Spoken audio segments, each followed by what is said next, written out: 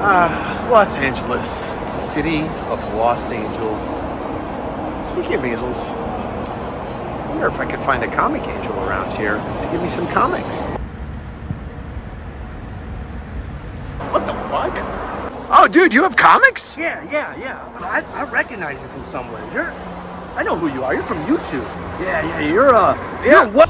West Coast Davengers. West Coast Davengers.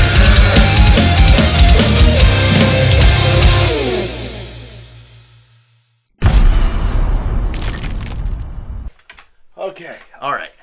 Just changed the tires on the desk, and we're all good. Welcome back to another week of the West Coast Davengers, and sometimes I just make myself laugh right before I start filming, so if you see me smiling, it's not because I'm happy, it's because I'm crazy. If you're new to this channel, please hit that subscribe button, please smash the like, throw a comment below, watch some old episodes and watch this one to the end. I've had a wild week. 2 collections, this is just the tip of the iceberg right here, and some huge books, some for consumption by you, the viewer, the buyer, the collector. Okay, so a little bit of background, some honesty, and a question of mortality. I was in New York last week, and I messaged somebody right before I left that I found on Craigslist that was selling a collection. And I think the reason why it was a tough sell, and the reason why I got to look at it, and a lot of people passed, was the comics were in 2 filing cabinets, about 5.5 feet tall, and the person put in the listing that the filing cabinets had to go with the comics. And I knew right away, in my mind, this is a bargaining chip for me, because who's going to haul away 2 filing cabinets full of comics that probably weigh about 600 pounds each full? I contacted the person, I set up to look at it. It was not too far from my house. Before I went, I got a message from this person's aunt, and basically the long short of it is she was posting this collection for her niece. Her niece had lost her husband, and it was his comic collection, and she was finally deciding to let go. And she asked me if I'm okay with that, and I said I'm fine. You know, I'm very personable. I'm not pushy, so can treat this person with respect. What drew me to the collection was one picture had a couple of Dark Horse Star Wars books. So I went down to look at it, and we spoke for a little bit, and I looked through it all, and it's every single Dark Horse Star Wars book that ever got published. And then I got to the end, and there was a surprise bonus book, Large Key. She could see in my face, and the way I was talking, like how much of a Star Wars nerd I am and how much I love comics. And I did tell her the truth. I said, look, I do sell. I keep what I want, and then I sell the rest to people that are really looking for them. So they go from a good home to a good home to a good home. They're not being trashed. They're not going to a store where they'll sit forever and get overpriced. And I think that really struck a chord with her. Her late husband's collection was a collection after my own heart. It was a completist collection. He got full runs. He would get every miniseries. So I gave her my price. I ended up buying this other collection in the meantime. I got a message from her aunt saying thank you for being so kind to her. So I went over there yesterday. I went with 10 long boxes. And the whole thing was I told her I can't take the filing cabinets. I don't have the car for it. And she said that's fine. I paid her $3,000 for everything, which amounted to about 10 long boxes. I filmed a little bit. She was fine with it. She was a little emotional, which understandable. A piece of her late husband is gone, but she was very happy that it was going to somebody that cared. I truly do. I love this collection. There's so much stuff in here.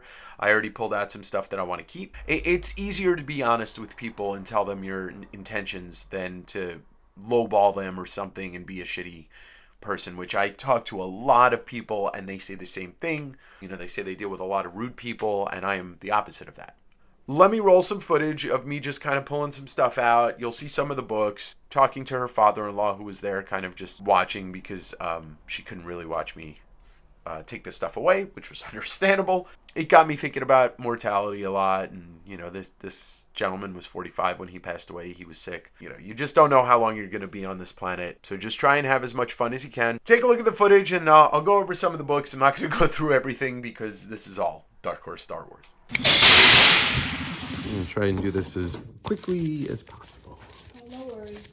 If you don't mind, do you mind if you just sit with them and I'll go in the house? Yeah. Too hard. Yeah. Well, thank you.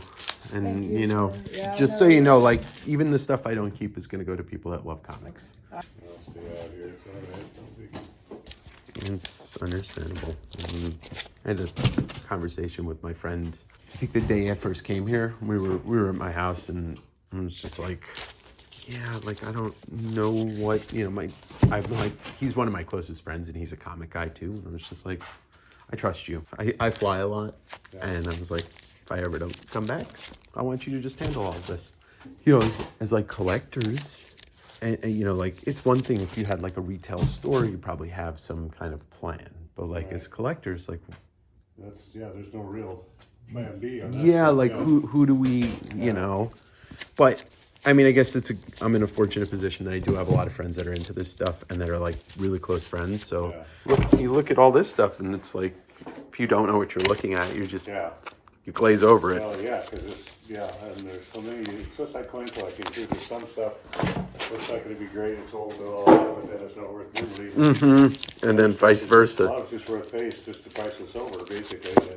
So this was 10 long boxes plus another box of comics. And what I was trying to do here is just kind of have everything sorted when I put it into my car and brought it into my house.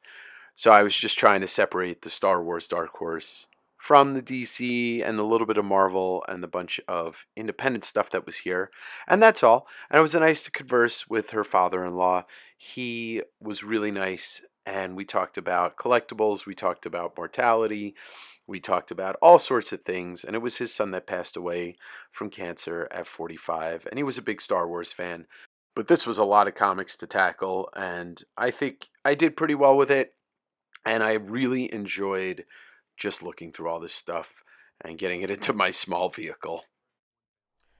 Star Wars, nothing but Star Wars. Oh, hi. How you doing? Well, I hope you enjoyed that little clip of the footage. Once again, every single Dark Horse Star Wars book ever published from 93 on to, I guess, like early 2000s or so. Like I said, full runs. So this is representative. This whole pile is a full run of Knights of the Old Republic. I haven't even really reorganized it, but the first appearance of Darth Revan is in here. The first appearance of Malik. There's this one. I forget the key on this, but I've had it a few times. Should have organized this, but it is West Coast Wednesday that I'm shooting this on, so just trying to get this filmed and then get prepped. Here's your issue number 1, Knights of the Old Republic number 1. There is the Revan key right there. Classic cover. It's one of those ones that they're going to re-release Knights of the Old Republic as a video game, so this book's going to go up again, and it's already an expensive book to begin with. Some of the other outstanding things in here was a gold foil, Tales of the Jedi 1 through 5. 7,500 copies with the gold exist, and so they are super limited. Does command a premium. It wouldn't be the first time I've had it. Probably won't be the last. Star Wars Jedi. This is the Mace Windu one-shot. Count Dooku one. The Jedi Shakti. There's the Ayala Sakura and the Yoda. I got an entire run of Star Wars Tales in here, but unfortunately the Jar Jar Binks cover wasn't in there. I wanted to give that to Medi. An entire run of Star Wars Legacy in here.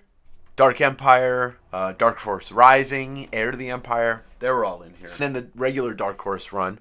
Like I said, there's a smattering of newsstands in and out of there, so that's a great thing. The main books that I bought the Star Wars run for might be something you know, but I did get an entire run of Star Wars The Clone Wars, based off the animated series and the first appearance of Ahsoka Tano in comics. One of the most popular Star Wars characters in the last 20 years, right here.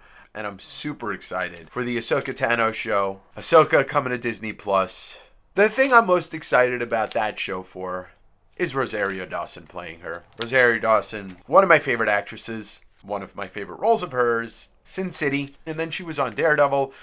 She was in Clerks 2, she'll be in Clerks 3, the Danny Boyle film Trance, but everything she's ever been in, she's just fantastic.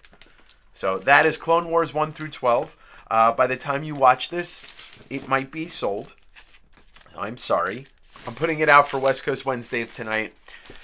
But fear not, if you are looking for Clone Wars, I have one that's going to CGC and I have a full set. This is not the only stuff that was in there, but this is what I truly bought it for, except for one other book. towards the end of the filing cabinets, there was just a little bit of Batman. And in there was Batman Beyond #1. First appearance of Batman Beyond, Terry McGinnis. This is not considered DC continuity, but it is the first appearance of him in comics. I believe the first appearance of him in continuity is Batman Superman 22. Another book just like Clone Wars came out at a time where comics were not super popular, the late 90s. I believe this is 1999. And the print runs weren't as high, so it's a lower print run and just a super hard book to get. And this character did not go away.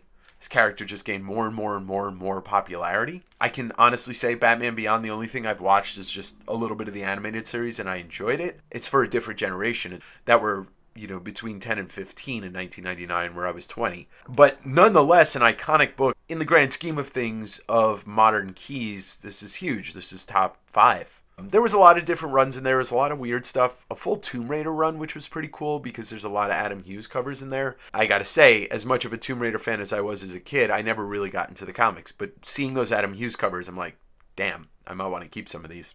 I take a little bit more care. I try to get to know people when I buy their collections because it is a piece of them or it's a piece of someone they love. If the shoe was on the other foot and somebody was buying my collection, if I expired early, I'd want the same interaction to happen. It's been a very fruitful week here at the West Coast Avengers. Don't forget to join me every Wednesday night for West Coast Wednesday. 8 p.m. usually. Feel free to pop in and buy some books or just say hi.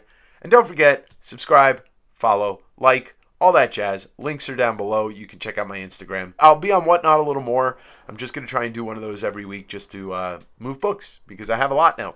A lot more than I thought I would. But thank you for joining. Have a great week. Keep digging. West Coast Avengers. Here comes the fart.